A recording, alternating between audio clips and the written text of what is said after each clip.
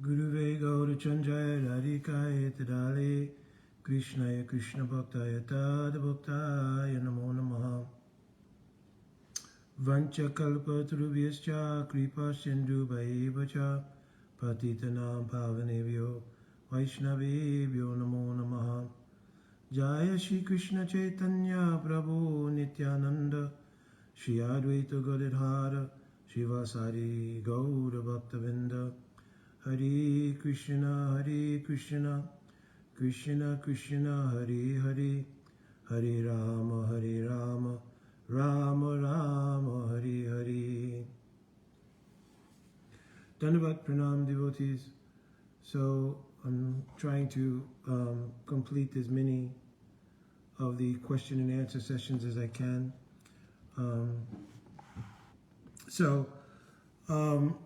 One question came in from a devotee who did not mind, though of course I'm not mentioning any names obviously or anything. I've always said that I would not do that, whether the person approved of it or not. But in this particular case, a devotee simply said that they didn't mind having it answered as a question and answer session. So the question was what to do if I have not been chanting the Diksha mantras or Gayatri mantras given by Guru, and I have not done it for some time, but I want to again take up the chanting of the mantras. What do I need to do? The person mentioned that they had received the mantras in written form on paper and so forth, and they still had the paper, so it was not a question of having forgotten the sequence or the mantras themselves, but that they just had not chanted for some time. Was there something special that needed to be done, any kind of ceremony or anything else?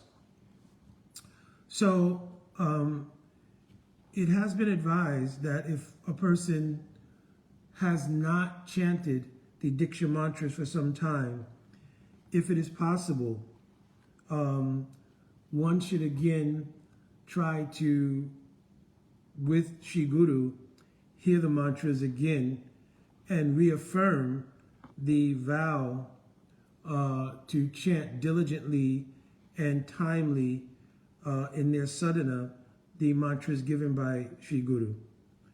Secondly, it's important to understand the illumination of the mantras. In other words, both the mantra artha chintan means what's being contemplated, what are the meanings being contemplated. And many devotees, when they received initiation, again, they did receive the mantras on paper because that way they could easily remember. But if at the time of receiving the mantras, the artha or meanings were not given clearly, or the illumination, the rahasya of the mantra was not given, and equally, if not more important, the dhyan of the mantra wasn't given, then you need to inquire about receiving those things. Because the mantras are meant for a particular purpose. Divya Gyanam Hyanto Shimanti Mantre, Bhagavad Swarup Gyanam Tena, Bhagavad Sambandha Visesh Gyanam Schal. Srila Rupa Goswami Pad is written in Bhakti Sandarbha that the nature of the mantras received at the time of Diksha, they give Divya Gyan.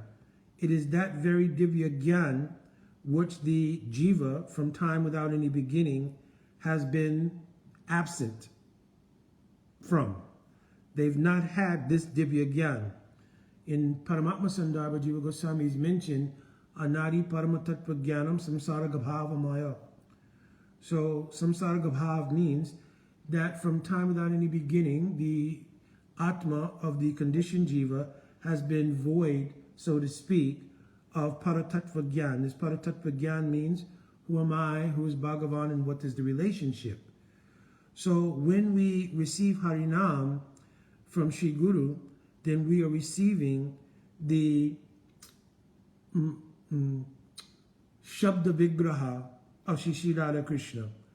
It appears first as the Shabda Vigraha, and when our bhakti comes to maturation somewhat, then we realize Purnasudo Nityamukto Abhinatvam Nama Namyo, that this Shabda Vigraha is not different from the actual Vastu Vigraha, means the actual form of Radha and Krishna.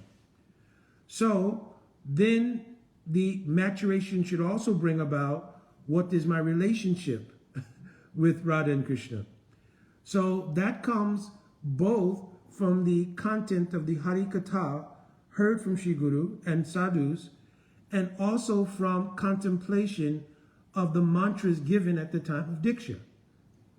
So it is very important not only to hear the mantra again if possible, but certainly you want as much the illumination of the mantra, which means again the rahasya and the dhyana of the mantra.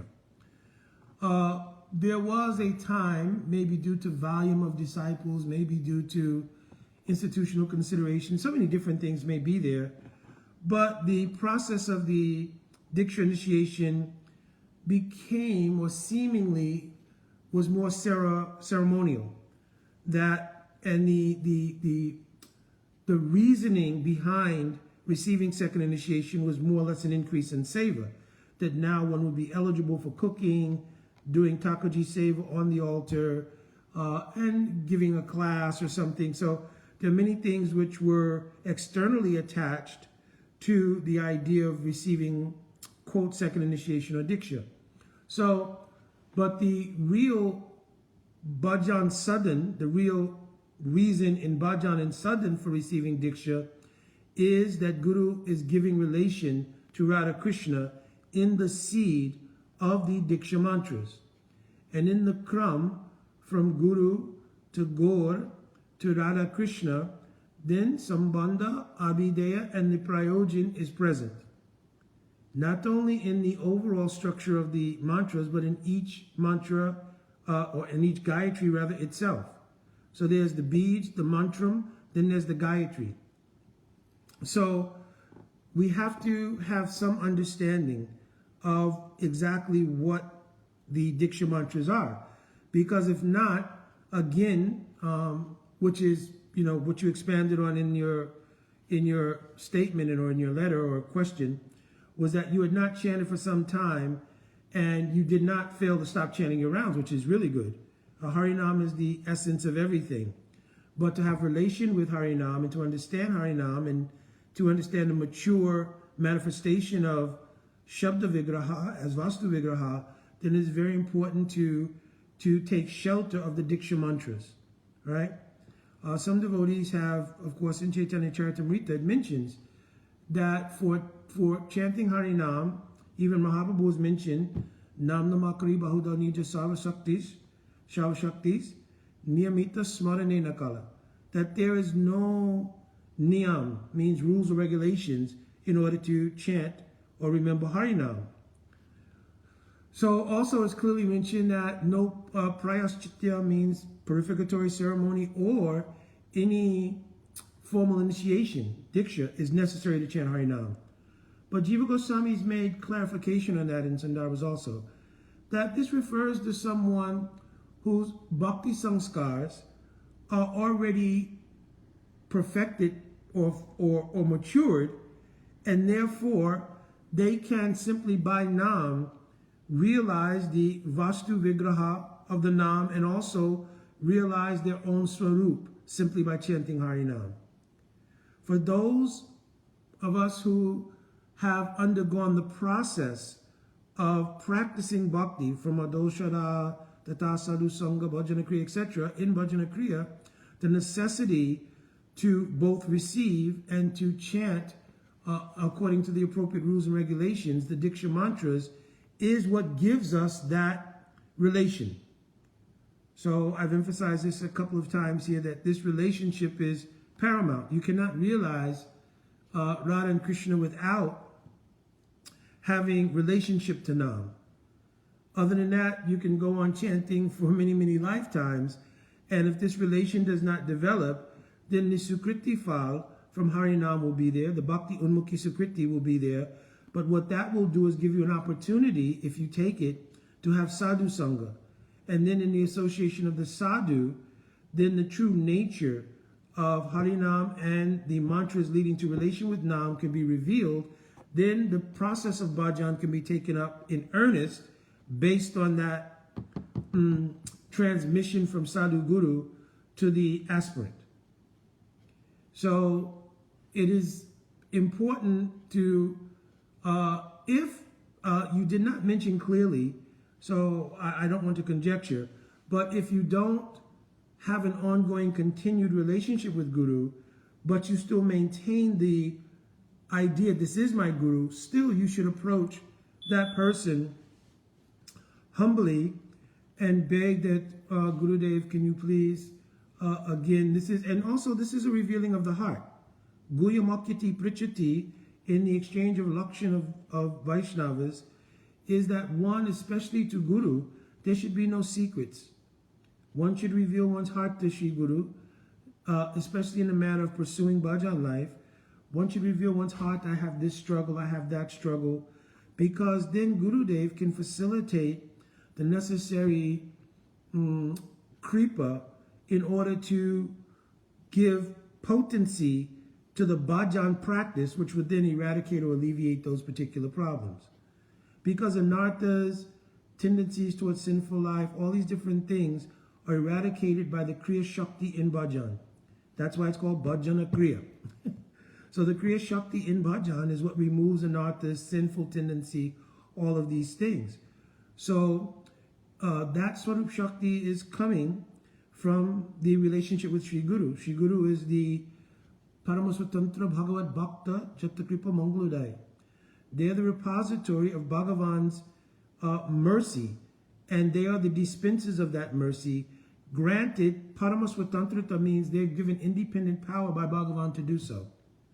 So, you want to get that kripa, and by that kripa of Guru, right, then whatever thing is problematic in executing the bhajan, and therefore obfuscating the Kriya Shakti in the bhajan to have its effect, that would be removed. So sometimes there may be some sense of embarrassment. Oh, Gurudev, I've not been chanting my Diksha mantras, or sometimes I have not been chanting Harinam, or I'm having this problem with lust or anger, or too much material absorption or something. So that embarrassment is also healing, right? Jusamanas kamam dukko darakams chagaraya, and it's written in 11th canto Srimad Bhagavatam, that the mood of repentance, the mood of remorse in the inability to execute bhajan life properly is helpful to bhajan, right? As long as you maintain the faith. Jata sharo mat katteshu nivigna savar kamashu veda dukatmanam kamam paritagyopi anishvaraha. The preceding verse to the one I just chanted is that a person, once they have faith, especially they develop faith in the Harikatha of Bhagavan, right? Because Harikatha, what it does is it takes emphasis off of our self-interest. Self-interest is the greatest enemy in the pursuit of bhakti, because self-interest covers the entire spectrum of everything which is pratikul, means unfavorable, for exclusive anukul seva to Shri Radha Krishna Mahaprabhu. So if we can give up self-interest and see that only the interest of Hari Guru and Vaishnavas is prominent in our life, this will be so high-class helpful. You understand? This will be very high-class of help in pursuing bhajan life. So in order to do that, we have to hear the Harikatha of Bhagavan, because if you start to hear the Harikatha of Bhagavan, then seva vritti, aspiration for seva to Bhagavan, grows. And that desire to serve is partly the power, right, which removes other kinds of aspiration for self-interest. In Bhagavad Gita, simply explained there, Rasovrajam Rasupyasya Param Drishanavartate. The superiority of Bhagavat Seva Ruchi allows one to give up Jadras mood. Jadras means the desire to taste one's own happiness, self-interest, and so forth and so on. So the daily practice, from rising in the morning and doing the Stav and Stuti to Sri Gurudev, all of the proper Vaishnav Sadachar, everything else, the proper remembrances, right? Because smaran comes when the antakara means your chitta is becoming more pure. Then smaran is something that comes from that. But remembrance and practice of sadachar are two things that are in the purview of the aspirant prior to the chitta becoming purified completely, right? So, in fact, they're helpful in purifying the chitta, actually, of course. So from the time that you get up in the morning and you perform your sadachar, stavan, stutis, all these things, then attending the Mangal Arati, and again I mentioned many times, understanding the dhyan and art and dhyan of the morning sadachar. So when we do the waking of Shri Guru, when we do the waking of Thakurji, and then we begin our stav and stuti to Shri Guru Dev through Guru Ashtakam of Srila Vishnu Chakravarti Thakurpad, we should become deeply absorbed. Because a Vaishya absorption is what gradually tilts the emphasis of the chitta from the influences that come from material energy to the influences that come from spiritual energy. Because for as long as we have absorption in the material world, and in many cases by the necessity of existence, if you have to go to work for 8 hours a day, then you have responsibilities, so forth and so on, there's a certain degree of just chitta absorption in those things. It's unavoidable. So we have to try very much so to balance that by having very strong sadhana, right? Which is the counterbalance if we have to deal with the material world. Mahaprabhu told to Raghunath Das Goswami, Antra Nishtakara Bhayalok Vyavyahar. That if you have to deal with the material world, you have to deal appropriately. Bhayalok Vyavyahar. So Vyavyaharik means we should not have any attachment, but we should still do the things that are necessary. If you have a job, do the job well, avoid any complications and problems. If you are married, try to make your marriage very Krishna-centered so there's no rising of so many mundane issues and so forth and so on. According to your maturation, then you can gradually give up sensual connections and so forth and so on. And still, for grastas, and this is maybe one day to do a class on this, that sensuality should not be the linchpin of a relationship in grahasta life for those who are practicing bhakti. There is priti lakshan, there's the quality of priti or love in everything that's connected with Krishna. So if you've married a Vaishnavi or Vaishnav, then you should consider they are the sevak of Hari, Guru and Vaishnav.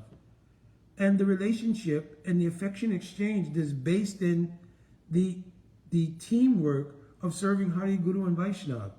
And if we think that this is not very pleasurable as opposed to sensuality and all kinds of other things, then it still means we require some more maturation in bhakti, right? On the other hand, there's, pragmatic understanding that if there's not a yet position to kind of divorce from sensuality in general, then especially for younger grahasta couples and so forth, then the pravritti means the positive actions towards coming to that should be there. And this should not generate, I'm kind of getting off topic here, but it should not generate a sort of animosity one to another. Well, you're the cause of the reason I'm being sensual, right? This is problematic. You're not good for my Krishna consciousness. All these kind of different considerations. We should think, we'll work together.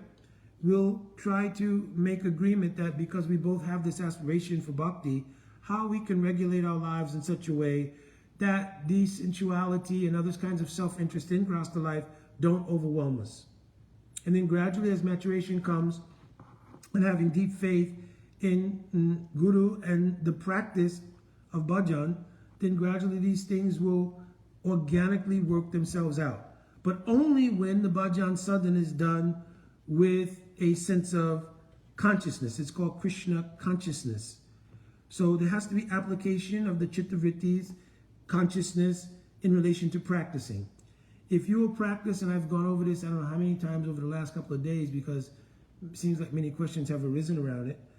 If you practice niyam agraha, right, with just ritualistic intent, that this is my religion, I'm doing what I have to do, I do get up, I do chant my rounds, I do go to the Mangal Arati, so I'm doing my duty, so to speak. And having done my religious duty, now I can attend peacefully to my external world duties. So this mentality can be very, very dangerous, right? Because bhakti is not a religion, it's a relationship. You understand? It's a relationship between the Atma and Bhagavan. Right? Here Bhagavan means whenever you say, Jiva Goswami Pad says, if you say Krishna, just like if you say the king is coming, he gives this example. The king is coming means the king's not coming alone. He's coming with his retinue, associates, security, attendants, everything else. So by mentioning Bhagavan or Krishna, it indicates his dham, his associates, his leelas, everything, right? So if we are doing our sudden bhajan with relationship intent, that I want relationship, right, for the seva of Krishna, meaning his dham, associates, etc., right, then our bhajan will bear the fruit of that intent. You understand? Just like some people, they buy artificial flowers because they don't have any intent to create a relationship with a plant, where they have to constantly nourish it, nourish it, water it, make sure it gets sun, make sure it has proper soil treatment, all these. That's a relationship, right? So in the same way, bhakti is a relationship. Well, this was a question that came up the other day about Ekadasi Brat and the Paran. Like, why is it such a big deal to observe the Paran, which is the breaking of the fast on the next day? Well, the Ekadasi Tikti astrologically runs a certain course. And the reason we're following the Ekadasi Brat, there's so many, obviously, narrations in Puranas given about the benefits of following Ekadasi. Most of them speak to benefits within the realm of Artha, Dharma, Kam, and Moksha. But for those who are practicing bhakti, then Bhakti Vinod Thakur has written Madhava Tithi, that Ekadasi is Madhava Tithi. It is the day for the Upavas, means coming closer to Radhakrishna Yugal Mahaprabhu. You understand? Therefore, we take that day to increase hearing, chanting, and we give less attention to bodily needs and all of these kinds of things. So this is part of a relationship. It's not part of simply a vrat or vow, and therefore, well, I'm ritualistic. Well, I know on this day I followed Ekadasi. I know we're supposed to break it at this time, right? This is a statement of relationship intent. You can look at Ekadasi like this. This is a statement of I love you, right? This is a statement. I love Bhagavan. I want to serve Bhagavan. And therefore, the Adivas, the day before, the actual Ekadasi, and the Paran on the Dwadasi, all become part of this statement of intent of love and service. So the Ekadasi is not simply a ritual followed in the course of the practice of bhakti on the 11th day of the waning and waxing moon. It's a statement of intent of love. You understand? So our whole bhajan process should be like that. And the Diksha mantras are integral to that. So if you're chanting with mantra artha chintan, and you understand nyas, these are the things that constitute what's called vidvadrudi diksha. Vidvadrudi means the actual substantive spiritual reality in something. To be conscious of that, that is called vidvadrudi. Being conscious of that is vidvadrudi. You understand? The absence of that is called anustanic practice. Anustanic means something that's done daily, right? But ritualistically. I'm doing this every day because I'm supposed to do it. It's dharmic. It's my duty. When I joined, they told me I had to do this, right? So we should try to intensify bhajan sadhan life by having intent and emotional content investment. So emotional content investment means by hearing Harikatha, a abhilas comes in the heart. I want to serve Krishna like that. And that desire should be the fuel in your shraddha. It means the fueling mechanism in your shraddha to move forward in deep practice of bhajan life in pursuit of that goal. You understand? And therefore desire to understand clearly the practices will naturally arise. Yeah, I want to be clear. Am I doing this? Is it right? Is it correct? Not only externally, but internally, am I applying myself correctly? And also the thing is, when you do that, then the reciprocation from the Kriya Shakti, the Swarup Shakti of the practice, reciprocates. And then if you're practicing with intent and intunement, not only intent, but intent and intune. Intune means you have to be listening for the reciprocation coming from the practice. But in many cases, we're practicing with the idea, well, I'm just too fallen. this is not really going to happen, right? But I believe in it, and I don't want to do something else. But I'm really, come on. I'm really, in this life, I'm going to realize what is my relationship with Krishna. I don't know. I've got too many materials.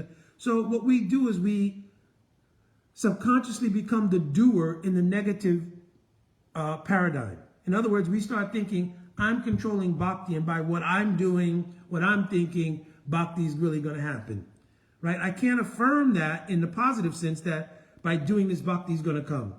But I can certainly affirm that, yeah, I still got material desires. Yeah, I still, have this thing, I still have that thing. So, yeah, I'm not expecting anything to really come out of chanting except the fact that I fulfill my duty, and there'll be a sense of mental peace that I did at least do what I was supposed to do, right? But actually, it minimizes, first of all, the reality that bhakti is independent. Bhakti is not dependent on us. Nitya Sira Krishna Prema Sadhya Kabunoi Shravanari Suruchite Karya Yudoi. Bhakti and the goal of bhakti, the sadhya of bhakti, is not dependent on your sadhana, it's dependent on kripa. So it also then would bring into doubt, my Gurudev is being merciful to me. So many things will arise if you don't apply attunement and intent. So intent is what I mentioned earlier, emotional investment, everything. And attunement means listening for the reciprocation of your practice. Now, there's two ways of doing that improperly. One way is called imposing, and the other is reposing. So I've spoken about this before. Imposing is that I want to impose by kalpana, imagination, something on the bhajan. I'm diligently practicing, therefore something should be happening, and I'm going to push it to happen. So I'm going to start imagining certain things related to the practice. So obviously that can lead to prakriti sahajabad, and that's not good. The other thing is reposing, which is what I mentioned earlier also. No, I'm too fallen. I've got a lot of material desires for boy. No, I can't. This is, So what we're doing is we're either trying to control bhakti from one angle or from another angle. Bhakti is completely independent. Right? It's mentioned, Vikridam Rajavarubiridam Chavishnu Sharanvinunu Anushunu Yadvanayatyaha Bhakti Param Pratilabhya Kamam Vidrogam Asu Acharena Dira. So here it's mentioning Bhakti Param Pratilabhya. Bhakti is coming via the Kriya Shakti invested in the practice by the kripa of Bhagavan Srimati Radhika, Nityananda, and Guru Parampara. The potency is coming, right, by their kripa, and the sadhana is invoking their kripa. What happens as a result of that bhakti coming is not in our control. But because we're so used to being under the influence of ahamkara, the very word ahamkara means aham, I am, karana, the cause, and karata, the doer. Right? So you put that on top of one upadi. Upadi means like some material designation. I'm so-and-so, born to so-and-so family, living in such and such place, with this kind of mentality, this kind of etc., etc. And then you add the ahamkara. So now this idea, I'm always the doer. Even in material life, Bhagavad Gita is saying, Prakriti kriya monani gunai kamani savasha ahamkara vimudatma. It is the bewilderment of ahamkara that makes us think we're the doer, even materially. Things are going on according to the modes of nature. We only have aspiration. That aspiration is given sanction by super soul. Then the three modes of material nature are acting along with karma and so many different intricate patterns, and that's what's happening. We're not the doer even materially. So spiritually, parasanagati, part of the meaning of anukulasya sankapa pratikulasya vivajana, rakshishiti vishwasho goptrave varanam tata. So goptrave varanam tata means to see Krishna as my maintainer. This doesn't mean only materially. Spiritually, bhakti coming from the bhakti shakti means Srimati Radhika. That is what controls bhakti. If you read the 11th canto, it mentions bhaktya sanjatya bhaktya. Bhakti is coming from bhakti. It's not coming from the sadhana of the jiva. Sadhana of the jiva is meant to invoke kripa. You understand? And to position oneself to receive kripa. So we cannot control how bhakti will take its effect. So don't repose and don't impose. Do sudden bhajan. What will come into your heart container, your heart mandir, Hridoy mandir, or your transcendental patra means container, by the mercy of Hari, Guru, and Vaishnava, then you should receive that, be very grateful for that, intensify bhajan to illuminate that further, and also keep it in the Hridoy mandir. My Guru Pada Padma used to always mention that what we receive from the mercy of Bhakti Devi and Bhakti Shakti and from Guru Sadhu is like camphor. You know, if you expose camphor to the air, the open environment, it withers away. So if you want to keep that fresh camphor, and especially like sometimes you use camphor in a deep, means like a light, you keep that inside the heart. So not being very anxious to try to explain to any and everyone what it is you're realizing. In the course of doing your Hari Katha, whatever you're realizing, that will naturally come out by the influence of Bhakti Shakti. And also with that, we will not think I am the doer. Oh yeah, I'm speaking very nicely. Oh, my kirtan was very, very nice. Oh, how wonderfully I was doing the Takaji Seva. Very nicely I had the fan going and everything was very paka, everything. So we'll try to avoid that as well and simply see that like an instrument that our Guru Parampara has used us to do some seva to Bhagavan. Takaji Seva on the altar, kirtan, cooking, prachar, means preaching, whatever it might be, that we've been used by the Shakti of Guru Parampara in order to serve Mahaprabhu Shri Shri Hare Krishna Yugu. Because also, Raghunath Das Goswami is mentioned, and these are all the things of bhajan life. So that's why it's good to remember all these things, because these are the things of bhajan life. So Raghunath Das Goswami is mentioned, Pratishta Ashta Drashta, Swapacha Ramani Ridi Me Natet. That Pratishta Asha means the desire for name and fame, notoriety, etc., is very audacious. Drashta means audacious, right? Like an outcast prostitute dancing in the heart, right? What is the symbolism of a prostitute? Prostitute has no shame, right? And audaciously to trade their wares, which is sex life, they audaciously present themselves. So Raghunath Das Goswami is making a very deep understanding here. Though Pratishta Asha, the desire for name, fame, pride, all these things, is so audacious, still it dances in the heart openly, just like a prostitute. Why? Because pride fails to recognize itself. So when you're afflicted with pride, it's very difficult to realize. The only way you can realize that pride is there and pride is problematic is because in the next line he says, Katam sadhu prema spritati suchihi.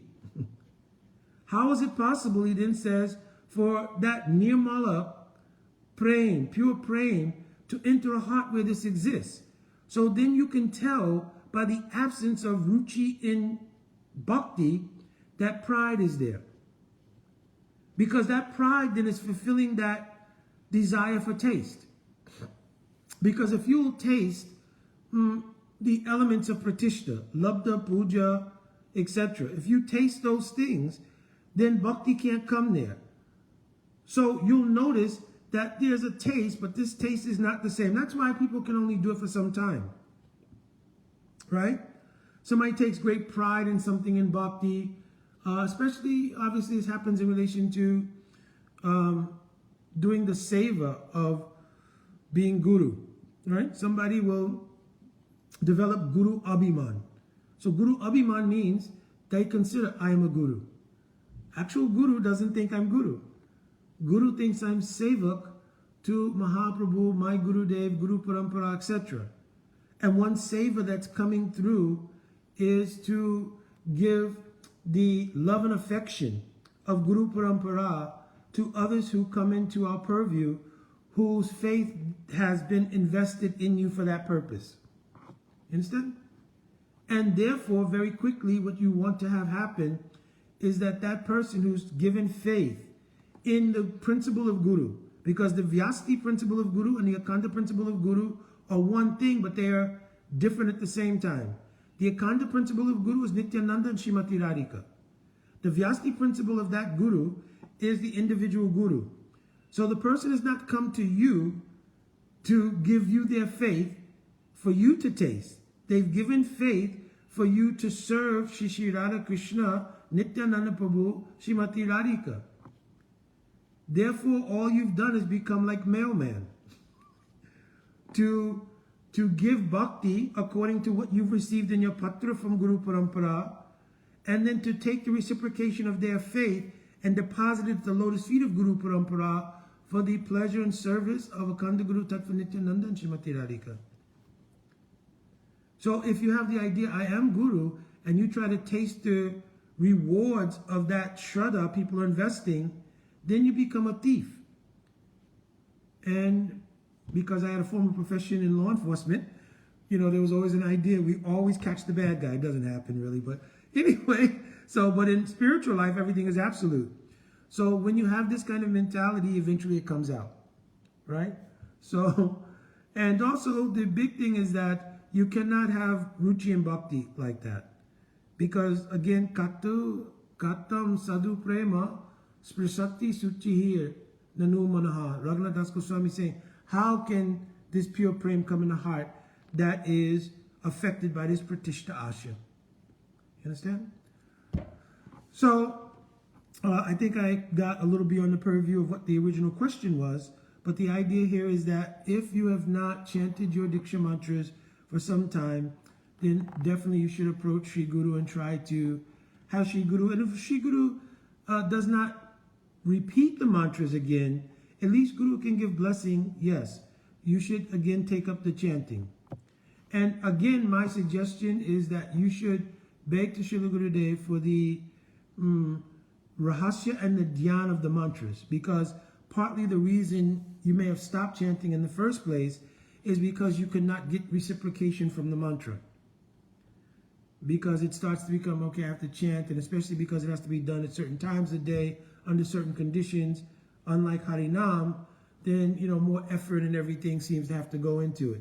And therefore, there's the idea, well, what is this anyway? I'm chanting Hare Krishna, right? And this whole thing about, you know, this pretty esoteric thing about the sun god and this thing, right? So no, you need to go and get clarity on the mantras. What's the actual meaning of the mantra? Then you'll be able to see the synthesis between the Diksha mantras, Harinam, Harikatha, and everything else about the practice.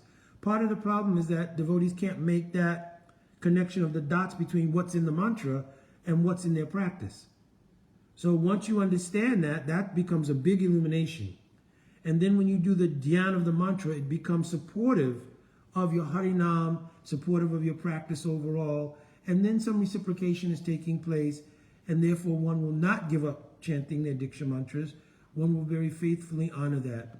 Also, one last thing is that devotees sometimes mention, because it's written in Chaitanya Charitamrita, that the Diksha mantras, they retire at the time of our maturation in bhajan, when we're coming into bhava, vasta, etc., and only Harinam is necessary.